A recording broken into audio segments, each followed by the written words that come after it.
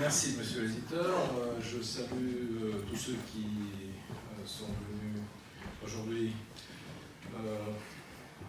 écouter parler de cet ouvrage. C'est très agréable de réapparaître devant cette audience distinguée et intellectuellement forte, ce qui n'est pas le cas dans plusieurs audiences européennes aujourd'hui. Je me permettrai de ne pas trop parler de mon livre parce que, comme l'a dit Denis Covenage, ça serait gâcher la possibilité de le lire. Mais je voudrais parler de quelques questions centrales à la politique européenne et mondiale d'aujourd'hui qui sont approchées dans cet ouvrage, parce que ce n'est pas seulement un livre sur l'évolution de la politique extérieure de la Russie, mais c'est aussi un livre sur l'évolution du monde pendant ces 30 dernières années, depuis la fin de la guerre froide, ou au moins de la première guerre froide, et la chute de l'Union soviétique. Si on me posait la question, quel est le monde dans lequel nous vivons, on peut donner bien sûr des définitions tout à fait différentes à ce monde, mais je dirais que dans le domaine de la géopolitique, c'est le monde des pourquoi. Et des pourquoi qui paraîtraient très étranges à ceux qui vivaient au début des années 90, quand il paraissait que la fin de l'histoire s'est instaurée, l'Union soviétique s'est effondrée, les États-Unis sont vainqueurs avec leurs alliés représentant des systèmes démocratiques et libéraux, et que le monde entier va épouser ce système démocratique et libéral qui sera la réponse à toutes les questions qui se posent par les diverses nations du monde entier. Les pourquoi qui sont apparus depuis nous démontrent qu'il y a un profond malaise, pas seulement dans la réflexion, mais dans la politique, dans la vie réelle du monde actuel. Pourquoi est-ce que les États-Unis ont un président comme Donald Trump? C'est une question qui se pose, parce que c'est vraiment un président sans précédent.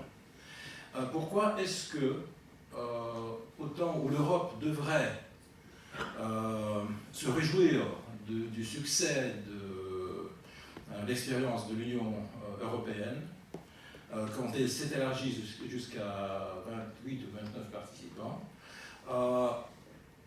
le président de la République française, Emmanuel Macron, donne une interview révolutionnaire à l'Économiste, où il met sous question toutes les fondations, à vrai dire, de l'ordre d'aujourd'hui, ou au moins indique que les approches banales et épousées par plusieurs leaders européens aux questions de l'Europe ne donnent pas de réponse, qui pourrait promouvoir le développement de l'Europe sur l'échiquier international. Pourquoi est-ce que les problèmes du Moyen-Orient ne sont toujours pas résolus? Même plus, ces problèmes se sont accrus d'une manière absolument atroce. Si vous comparez le Moyen-Orient de 1991, quand l'Union soviétique s'est effondrée, et les problèmes du Moyen-Orient d'aujourd'hui, mais ce sont deux mondes différents. Parce que le Moyen-Orient était une région de stabilité en 1991. On avait bien sûr quelques problèmes entre les Israéliens et les Palestiniens, mais ils existent toujours. Il y avait bien sûr, il y a eu la guerre entre l'Iran et l'Irak. Il y a eu des problèmes entre l'Inde et le Pakistan, mais en principe, cette énorme zone du Maroc jusqu'au Pakistan était une zone d'une relativité, d'une stabilité relative. Et donc il y a beaucoup de pourquoi qui se posent aujourd'hui, et je pense qu'il y a une réponse à ces pourquoi. Et je pense que la grande réponse à toutes ces questions, c'est que le monde unipolaire a cessé de fonctionner. Le monde qui repose sur un centre unique de prise de décision, même si ce centre partage une partie de ses possibilités avec l'Europe, avec l'OTAN, avec l'Union européenne, même si les États-Unis, en tant que le pays leader de ce centre de prise de décision, s'adresse, parfois au moins, à ses alliés pour trouver des réponses communes, voilà, ce monde unipolaire a cessé de fonctionner. Et je pense que c'est ça la raison pour ces nombreux pourquoi qui apparaissent aujourd'hui devant les Américains, les Européens, les Russes, et ainsi de suite. Monsieur Trump, ce n'est pas un accident qu'il a été choisi, le président des États-Unis. Trump représente une Amérique fiévreuse, nerveuse, une Amérique qui se sent soudain fragile face aux défis du monde entier. Si l'Amérique était un centre naturel du monde unipolaire, sûr d'elle-même, en état de stabilité psychologique, ne voyant pas de défis immédiats qu'il faudrait résoudre, je ne pense pas que M. Trump aurait eu des chances d'être élu président de ce pays. Mais il a été élu contre un représentant, ou plutôt une représentante, d'une élite classique, traditionnelle américaine, mais qui proposait aux Américains les anciennes réponses. Les réponses qui correspondaient aux années peut-être 90, peut-être au début du 21e siècle, mais ne correspondent plus aux questions que se posaient les Américains à la fin de la deuxième décennie de ce siècle que nous vivons. Et je pense que de la même façon, l'Europe qui, paraît-il, devait vivre un long moment de bonheur après la chute de Berlin, pour une nombre de raisons, ne vit pas ce moment de bonheur. L'Europe qui s'est élargie, qui a accepté, peut-être pas toujours intelligemment, certains pays de l'Europe de l'Est qui n'étaient pas vraiment prêts à intégrer l'Union européenne, mais tout de même qui s'est élargie jusqu'aux frontières de la Russie, au lieu de se sentir un des centres du monde, se sent un des centres de perte d'influence, un grand absent sur l'échiquier international. Et c'est d'ailleurs aussi, et je reviens, et je vais revenir toujours vers l'interview d'Emmanuel Macron, parce que je pense que Emmanuel Macron est devenu le premier leader européen qui n'a pas eu peur de poser ces grandes questions importantes que l'Europe considère aujourd'hui. Si l'Europe est tellement forte, si le projet européen a eu aussi de succès, pourquoi est-ce que le président français dit que l'Europe peut devenir une non-entité géopolitique? Je pense qu'il y a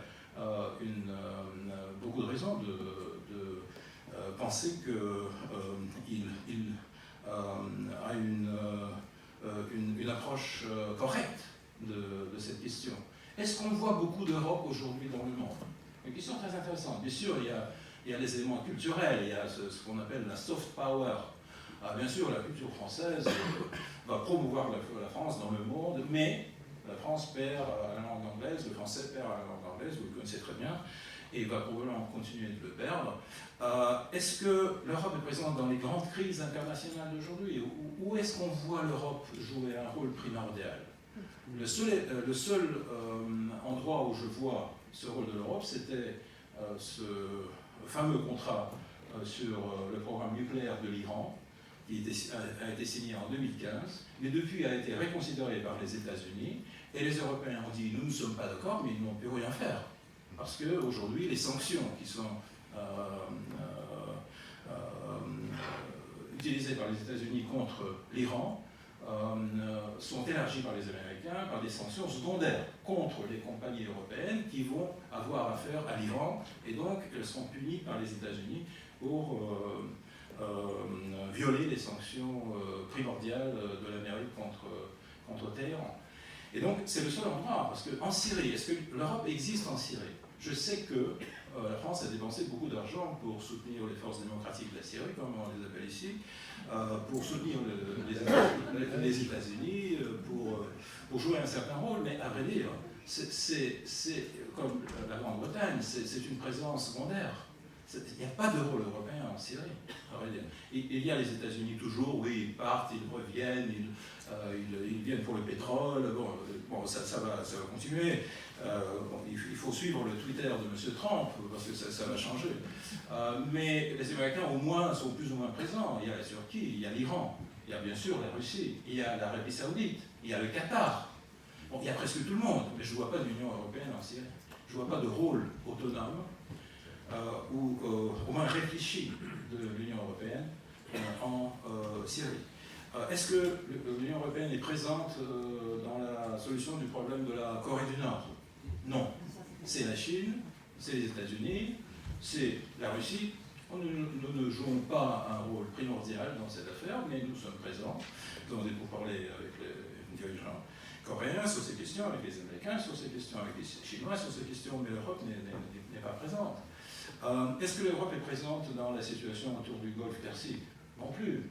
Et donc, je pense que M. Macron a remarqué qu'il y a une perte d'influence. Si sur le continent européen, l'Union européenne, c'est une réalité très importante, avec des racines très profondes et avec beaucoup de succès dans le domaine économique, sociaux, domaine des droits de l'homme, et ainsi de suite. À l'extérieur du continent européen, on ne voit pas beaucoup d'Europe.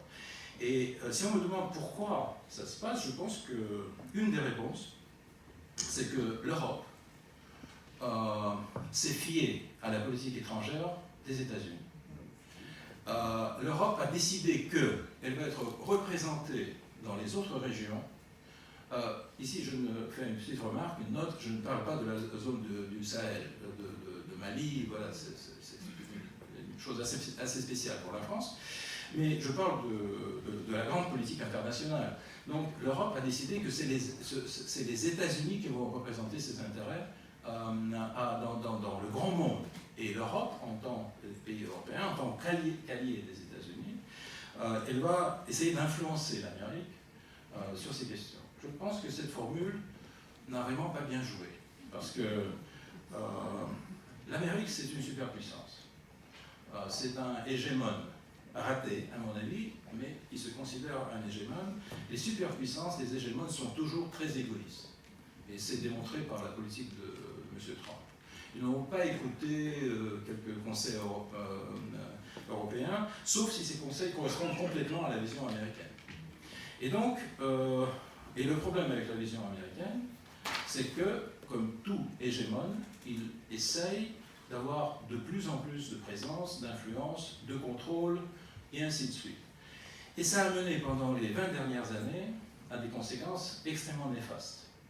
Si vous considérez la politique américaine de 2001, quand Bush a déclaré la guerre contre la terreur, contre les terroristes, jusqu'à 2019, donc 18 ans de politique étrangère, vous allez remarquer qu'elle a été ponctuée par un nombre de défaites très importantes politiques. Si on commence par exemple, Afghanistan, la guerre a été commencée en Afghanistan en octobre 2001. La guerre continue toujours. Il n'y a pas de résultat. Il n'y aura pas de résultat. C'est pour ça que Trump conduit les pourparlers avec les talibans. Donc, après 18 ans de guerre que mène l'Amérique, avec un certain soutien de l'OTAN, et avec une petite participation de la Russie, pas aujourd'hui, mais on a joué un certain rôle dans le début des années 2000, après 18 ans de guerre, l'Afghanistan est toujours contrôlé par les talibans, sauf Kaboul, Kandahar et quelques autres villes. Et je pense qu'il y aura une entente entre les Américains et les talibans, que les Américains vont s'en aller de ce pays, et l'OTAN, bien sûr, suivra l'Amérique. L'Irak, une victoire militaire, paraît-il, on a même pendu Saddam Hussein, pour une raison que je n'ai vraiment pas comprise, parce que, à vrai dire, s'il était, par exemple, exécuté par les Kurdes, ça aurait été une question, parce qu'il a vraiment violé les droits des Kurdes, et aussi attaqué les Kurdes et a tué les Kurdes. Mais pourquoi est-ce qu'il a été pendu par les Américains? C'est une grande question. Mais après cette victoire militaire, une défaite politique. Parce que l'Irak, vous le voyez aujourd'hui, l'Irak est toujours un pays extrêmement instable. Et l'apparition de l'État islamique, le Daesh, sur le territoire de l'Irak et de la Syrie, c'est encore une défaite des États-Unis. Obama a appelé ça une conséquence imprévue de l'occupation de l'Irak, mais moi je corrigerais le président Obama et je dirais que c'était une conséquence prévue de l'occupation de l'Irak. Parce que quand vous créez un vacuum, un vide de pouvoir, évidemment un mouvement violent, terroriste, djihadiste va occuper au Moyen-Orient, c'est évident. Il ne faut pas être trop intelligent pour ça. Pour comprendre que ce sont ces gens-là qui essaieront de saisir le pouvoir. Donc c'est le point numéro 3. La défaite en Syrie. Ce qui s'est passé avec l'Amérique en Syrie, c'est une défaite pure et dure. Parce qu'ils ont soutenu toutes les forces qui étaient capables de remplacer Assad. Ils ont soutenu le Daesh jusqu'à un certain moment, jusqu'en 2015. Ils ont soutenu Jabhat al-Nusra, cette grande coalition de mouvements djihadistes. Ils ont soutenu l'ancienne Al-Qaïda. Ils ont soutenu presque tout le monde qui combattait Assad. Et je me demandais quelle était la raison des États-Unis pour avoir, au lieu d'un leader qui est loin d'être idéal, mais montrez-moi des leaders idéaux au Moyen-Orient, au lieu de le conserver au pouvoir, de le renverser avec des forces djihadistes anti-occidentales. Assad n'a jamais coupé de tête aux journalistes européens ou américains. Et le Daesh l'a fait. Assad n'a jamais attaqué par des attaques terroristes les villes européennes, et le Daesh l'a fait.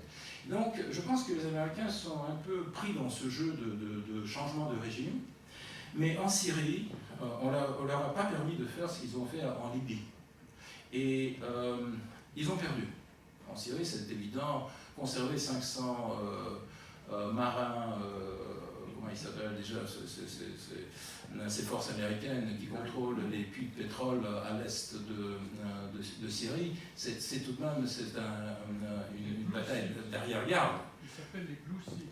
Pardon? C'est les Blue Seal, les forces secrètes. Les forces secrètes, voilà. Blue Seal. Allez, oui, Blue Seal, oui, voilà. Alors bon, c'est une présence symbolique et c'est une présence qui va finir de toute façon. Donc, c'est une défaite. Je me rappelle Obama qui a dit en 2012, mars 2012, il a dit que les jours de Assad sont comptés. Assad days are numbered, en anglais. Eh bien, Obama, il compte toujours ces jours. La Libye, à mon avis, la Libye, c'est une défaite formidable de l'OTAN et des États-Unis. Parce que je me rappelle le triomphalisme dans les pays de l'OTAN après la victoire militaire, évidemment, en Libye, mais personne n'a pensé ce qui va se passer ensuite. Je me rappelle les hommes politiques américains compter combien de bombes et de missiles ont été envoyés sur le territoire libyen par l'OTAN et quel était le pourcentage des bombes et missiles américaines. Et ils se vantaient du fait que 75% de ces bombes et ces missiles venaient des États-Unis. Donc les États-Unis, c'est le pays qui prend la responsabilité pour ce qui est advenu en Libye aujourd'hui. Et qu'est-ce qu'on voit en Libye aujourd'hui? Un général qui contrôle l'armée, un parlement qui contrôle l'est du pays, un gouvernement qui contrôle presque rien, et des groupes de Daesh qui contrôlent certains endroits dans la région de Sirte, au nord du pays. Et donc, si on voulait apporter la démocratie en Libye, c'est évidemment pas cette opération qui a apporté la démocratie, elle a apporté le chaos. Et aujourd'hui, comme vous savez, chaque année, à peu près 70-80 000 personnes voudraient traverser la mer Méditerranée pour s'installer en Europe en partant de la Libye. Donc c'est numéro 6. Et je peux énumérer encore. Je vois une série de défaites de la politique américaine, et même les succès, ou les choses qui sont considérées comme des succès, c'est des faux succès. Par exemple, cette opération théâtrale de Trump de franchir la frontière entre la Corée du Sud et la Corée du Nord, d'aller du côté nord-coréen. D'ailleurs, côté théâtre, j'applaudis. C'était bien fait. C'était une image parfaite pour la télévision. Le coréen trapu, le grand Trump, presque s'embrassaient sur cette ligne de partage, une ligne de guerre froide. Moi, j'ai été à Panmunjom, j'ai été dans ce village, et on ressent vraiment encore, dans ce village, on ressent la guerre de Corée de 1951-53. Et donc, je pense qu'avec le sens du show que possède le président Trump, il a bien compris que ça va créer l'impression que la solution a été trouvée, et trouvée par l'Amérique. Mais quelle solution a été trouvée? La seule solution qui a été trouvée, d'abaisser le niveau de confrontation autour du programme nucléaire de la Corée du Nord. Ça, c'est vrai. Ça, il l'a acquis. Mais je veux signaler que M. Kim Il-sung n'a pas rejeté, n'a pas détruit une seule ogive nucléaire qui est dans son potentiel.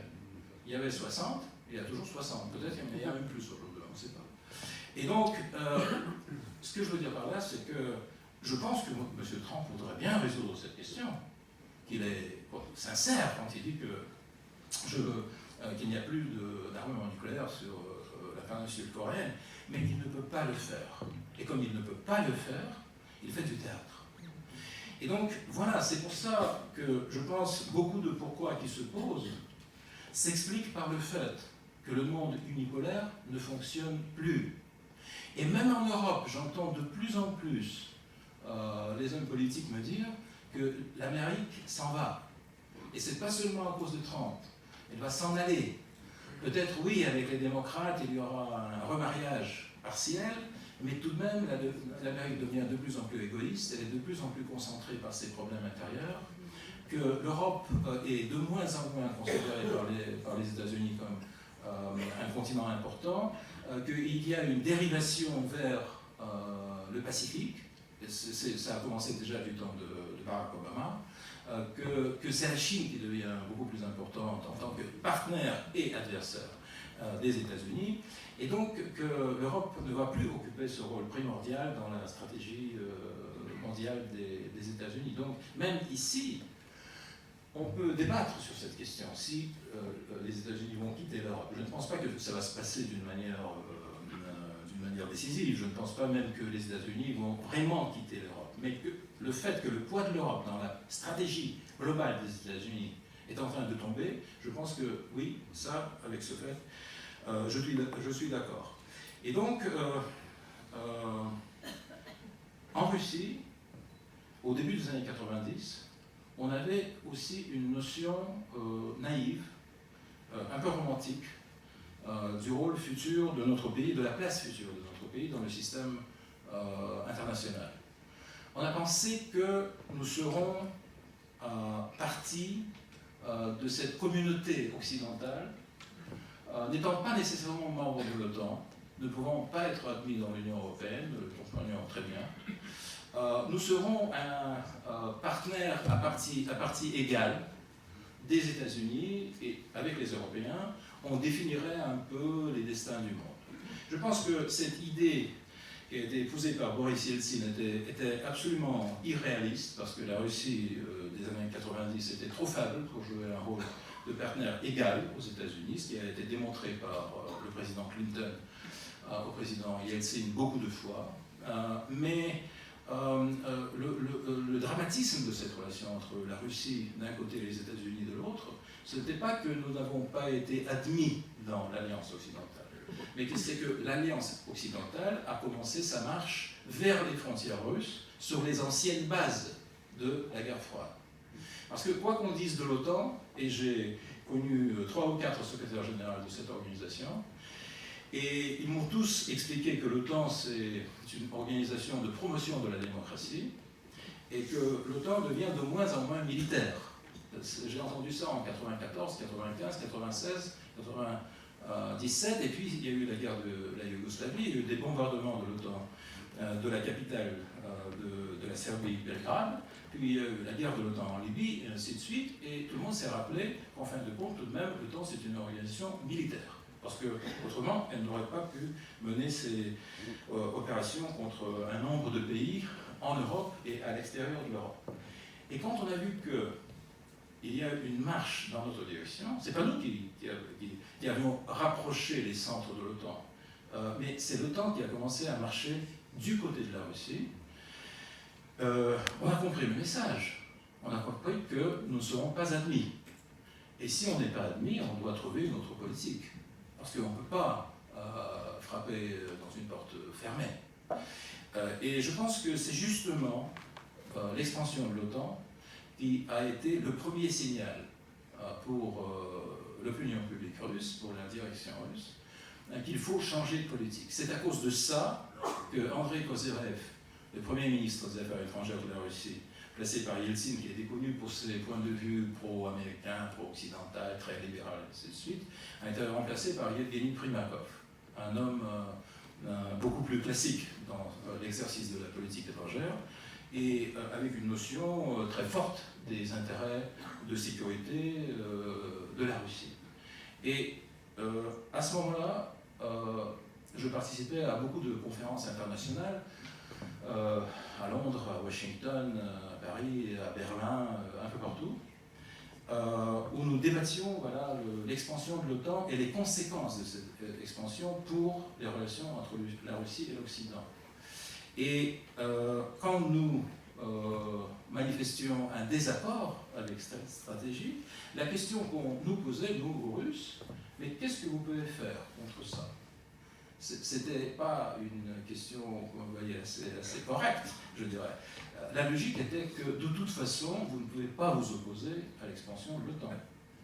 Et nous admettions que, oui, on ne peut pas nous opposer à l'expansion de l'OTAN, on ne va pas diriger les troupes vers la frontière polonaise, on ne va pas envoyer nos tanks quelque part à la frontière avec les pays baltes, mais ce qu'on a essayé d'expliquer, vous allez obtenir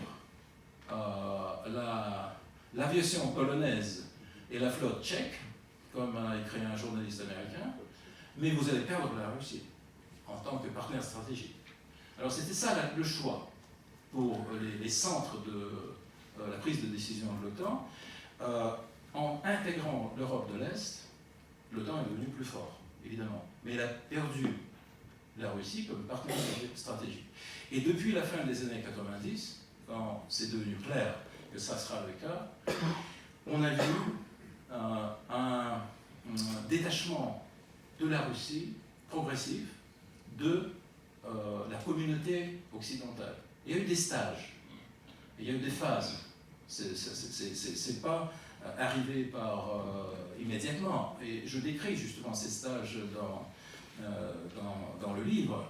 Ça a passé par des pourparlers compliqués, mais ces stages sont absolument évidents. Ça a commencé par la guerre en Géorgie, après que la Géorgie a bombardé la capitale de l'Ossétie du Sud, Tskhinval, au début de août 2008.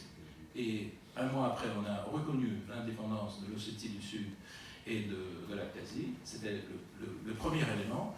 Le deuxième élément, c'était le désaccord sur la Libye, parce que nous nous sommes abstenus sur la résolution 1973 sur la Libye, parce qu'elle stipulait la défense de la population civile en Libye. Mais elle ne donnait pas le droit de détruire l'État libyen et de tuer son leader. Ce n'était pas dans les textes. Mais l'OTAN a fait une autre lecture de cette résolution, que ça donnait le droit de détruire l'État libyen.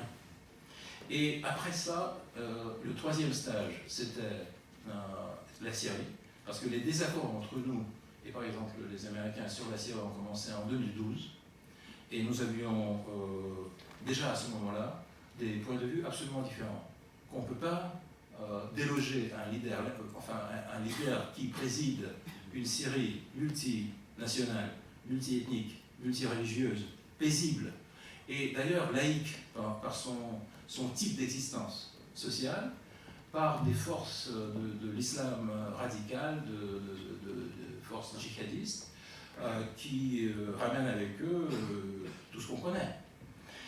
Et donc, c'est seulement après que l'Ukraine est arrivée. Donc, il y a eu une longue crise de relations entre la Russie et l'Occident que je suis dans mon livre en essayant d'expliquer les positions russes, les conceptions russes, comment on voyait les raisons, pourquoi on s'est détaché de plus en plus de la vision américaine, voire occidentale, de ces crises critiques pour les destins du monde et pour nos relations. Jean-Pierre Chevènement a dit qu'il y avait une série de malentendus. Je suis d'accord qu'il y avait des malentendus, mais je pense qu'à la base de ces malentendus, il y avait deux conceptions différentes du monde. C'était la conception unipolaire poursuivie par les États-Unis et acceptée par l'Europe. Je ne dis pas que l'Europe était vraiment, enfin, pas tout le monde en Europe était vraiment très partisan de cette conception unipolaire, mais elle a été acceptée par l'Europe comme quelque chose qui convient à l'Europe. Et la vision russe, qui a été formulée par Vladimir Poutine à Munich, dans son discours à la conférence de Munich en février 2007, où nous avons expliqué pourquoi le monde unipolaire ne correspond pas aux intérêts de la Russie, pourquoi la Russie ne se voit pas dans un monde unipolaire.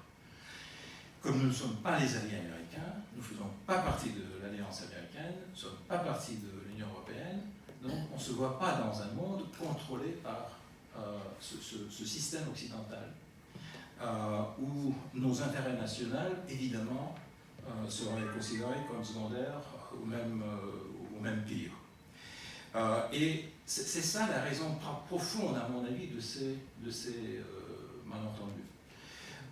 En ce qui concerne le moment d'aujourd'hui, je suis absolument d'accord avec Jean-Pierre que l'Europe et la Russie doivent penser au futur.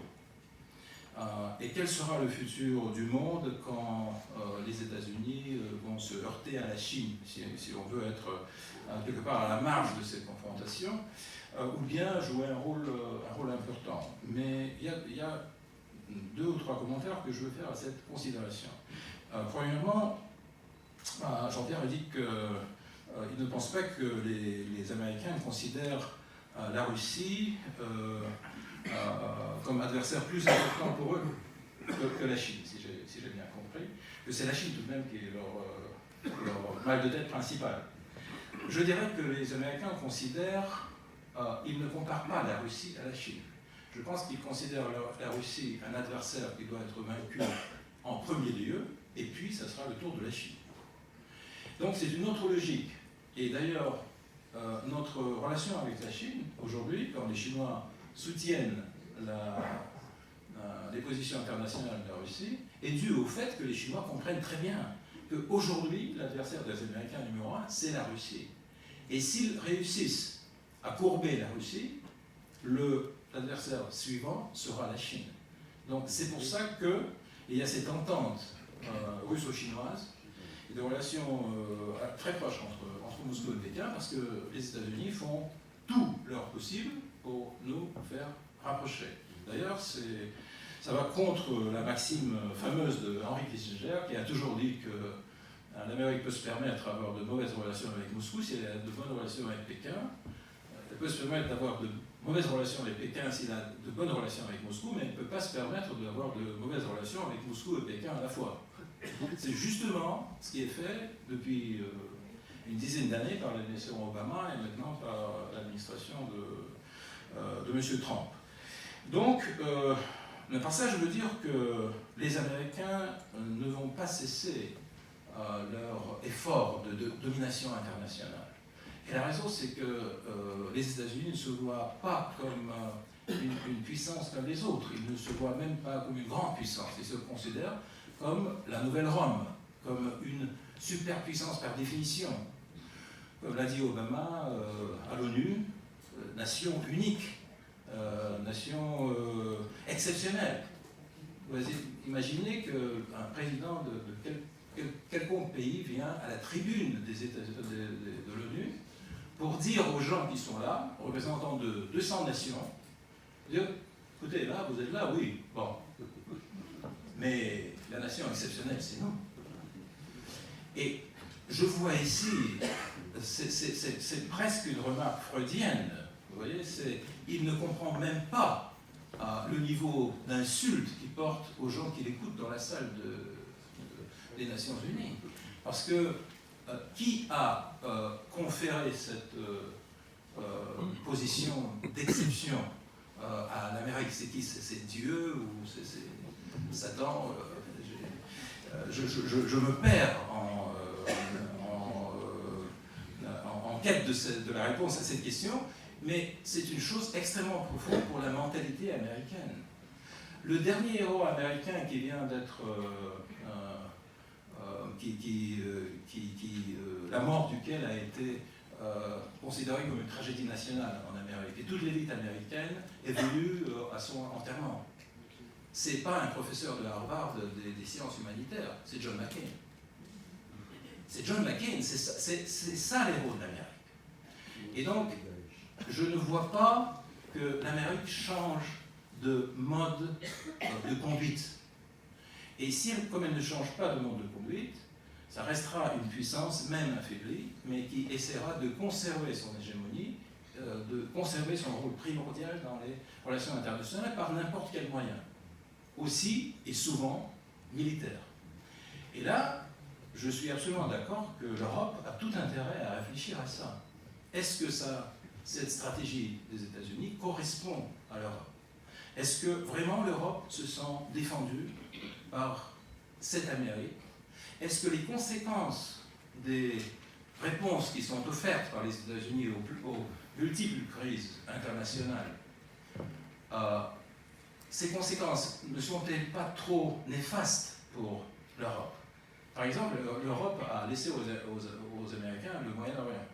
Et l'Union soviétique, quand elle a cessé d'exister, les partis du Moyen-Orient, on a dit aux Américains, bon, vous nous avez dit que vous cassez les pieds tout le temps, vous empêchez de faire la paix entre Israël et les Palestiniens, bon, allez-y. Vous avez, voilà, le champ libre. En 1891, la Russie, elle est partie du Moyen-Orient. On avait quelques ambassades, mais on n'avait pas de présence. Eh bien, qu'est-ce qu'on voit au Moyen-Orient aujourd'hui? C'est l'annexion des monts de Golan, c'est le mur autour de l'autonomie palestinienne, et c'est toutes les choses que vous connaissez. On a laissé aux Américains pendant 30 ans de diriger la situation au Moyen-Orient. Et on voit le résultat. Et pour l'Europe, c'est ces centaines de milliers d'émigrés, de quêteurs d'asile, qui sont arrivés en Europe. Et maintenant, d'ailleurs, si on en croit au ministre des Affaires intérieures de l'Allemagne, M. Seehofer, il y a une seconde vague qui va arriver. Déjà sur l'île de Mytilini en Grèce, il paraît que ça grimpe, ça monte le nombre des émigrés parce que Erdogan ouvre un peu les portes ici et là et donc les gens s'échappent en Grèce. Mais vous savez que la Grèce, ce n'est pas le point de destination. C'est les pays riches de l'Europe qui sont les points de destination de ces vagues humaines. Et c'est la conséquence d'une certaine politique au Moyen-Orient. Une politique de changement de régime, de soutien de certaines forces déstabilisatrices et ainsi de suite. Donc, je pense que aujourd'hui, c'est le temps de repenser pour le monde entier leur rôle international. L'Amérique s'en occupe, de repenser son rôle en conservant cette conception d'hégémonie globale, mais tout de même, elle réconsidère un peu le monde. L'Europe, comme l'a démontré l'interview du président Macron, au moins en partie, pense aussi au futur. Où est-ce que sera l'Europe entre les États-Unis, la Chine, la Russie et le monde musulman d'ailleurs. Et quels sont les éléments forts de l'Europe? Parce qu'on ne peut pas survivre dans un monde où la violence occupe une place aussi importante par seulement des moyens de la soft power, par la culture, l'économie, toutes les bonnes choses qui existent en Europe, mais d'où l'idée d'une armée européenne. Donc ces réflexions, je pense qu'elles sont dues à ce changement de modèle mondial. Il s'est avéré que le monde unipolaire n'est pas réel, il ne peut pas être établi, que l'Amérique va toujours essayer de le faire, mais avec beaucoup de conséquences négatives pour les régions où elle va essayer de jouer un rôle actif, que l'Europe va recueillir les retombées de cette politique américaine, et que derrière toutes ces crises internationales de premier ordre, il y aura la Chine qui va se développer, qui va s'élargir, qui va devenir de plus en plus puissante, qui deviendra le premier pays de l'ONU par le financement. Je suis absolument sûr, aujourd'hui, les Chinois, c'est 13,5% de financement du budget de l'ONU, les Américains, c'est 23%. Mais dans 30 années, je pense que ça sera le contraire. Et donc la Chine viendra, bien sûr, ici, et pas seulement des touristes. Dans quelle forme? Qu'est-ce qu'elle va contrôler en Europe? Quelle partie de l'économie? Et ici, oui, et c'est là que je suis absolument d'accord avec Jean-Pierre Chevènement, que nous sommes, par la nature des choses, des partenaires naturels. Parce que la Russie, c'est un pays européen. Si vous allez vous faisiez un parcours de Smolensk jusqu'à Vladivostok, vous allez remarquer qu'il y a moins de différence qu'entre la Normandie et Nice. Parce qu'en Normandie, on parle une langue, et Nice, une autre. Enfin, plus ou moins, l'accent au moins est différent. Mais si vous voyagez de Smolensk à Vladivostok, vous allez voir que les gens parlent la même langue. On se comprend très bien. C'est une étendue énorme qui est contrôlée par la Russie, avec certains problèmes à coup sûr, parce qu'il y a un développement de l'Extrême-Orient. Nous avons des problèmes là-bas avec le nombre d'habitants, mais tout de même, c'est une espace eurasienne du point de vue géographique, mais européenne du point de vue culturel, politique, géostratégique, si vous voulez. Cette énorme Russie appartient à l'Europe. Mais en Europe, il y a toujours le sentiment qu'il faut s'appuyer sur le grand centre de pouvoir qui se situe outre l'Atlantique. Donc, je pense qu'il est temps pour l'Europe de commencer à repenser son existence stratégique et géopolitique. Je pense qu'en Europe, il y a des forces qui comprennent ce grand enjeu pour l'Europe du XXIe siècle. Mais aussi, je ne pense pas qu'il faut toujours écouter quelques pays qui sont les otages de leur histoire et qu'ils ont eu des problèmes avec la Russie, je ne le nie pas, comme quelques républiques sur la mer Baltique, ou la Pologne qui vit toujours en 1939. Est-ce que vous avez remarqué une seule initiative internationale de la Pologne? Est-ce que vous avez remarqué que la Pologne a joué un rôle dans quelques crises internationales? Qui est-ce que la Pologne a aidé? Au Moyen-Orient, en Extrême-Orient, en Afrique, quelque part. La Pologne vit en 1939. C'est son seul point de repère, c'est sa seule idéologie nationale. Nous sommes les grandes victimes de la Russie et de l'Allemagne d'Hitler.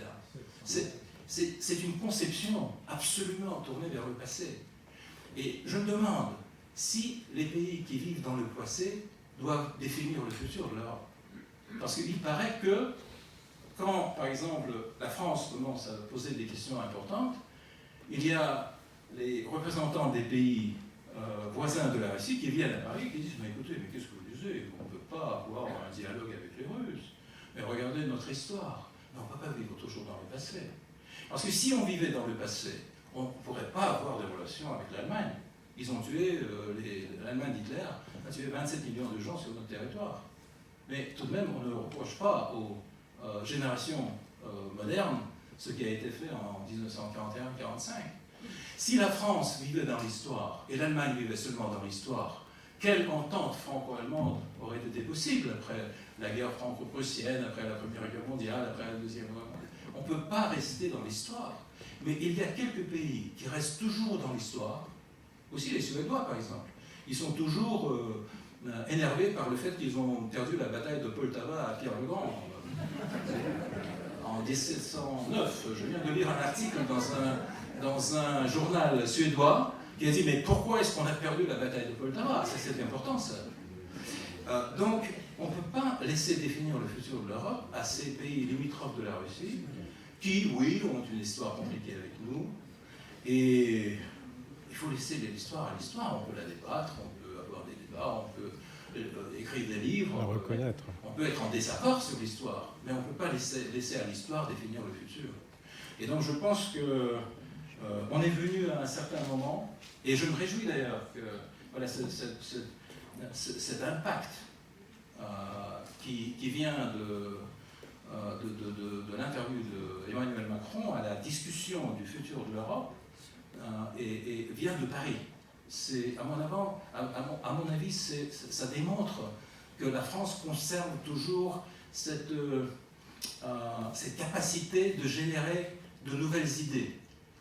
D'ailleurs, ce qu'elle a fait pendant des centenaires. Parce que, et c'est peut-être à la France de commencer à reconsidérer ces choses. Parce que je ne pense pas que ça viendra de l'Allemagne. Vous voyez, quand l'Allemagne épouse une idée, elle va avec cette idée jusqu'à la fin. Vous l'avez remarqué. Le socialisme allemand à la GDR, dans l'Allemagne de l'Est était le plus socialiste de tous les socialistes en Europe. Les idées nazies ont poussé l'Allemagne à la perte, mais ils sont allés jusqu'à la fin avec toutes ces idées. Donc l'Allemagne, c'est un pays, c'est même pas un pays, c'est un concept. Ils épousent un concept et ils vont jusqu'à la fin. Alors l'Allemagne, oui, c'est l'Amérique, c'est l'OTAN, c'est tout est carré, comme ça, voilà. Mais la réalité n'est pas carrée. Et j'espère qu'on le comprend en France. Merci pour votre préface. Merci.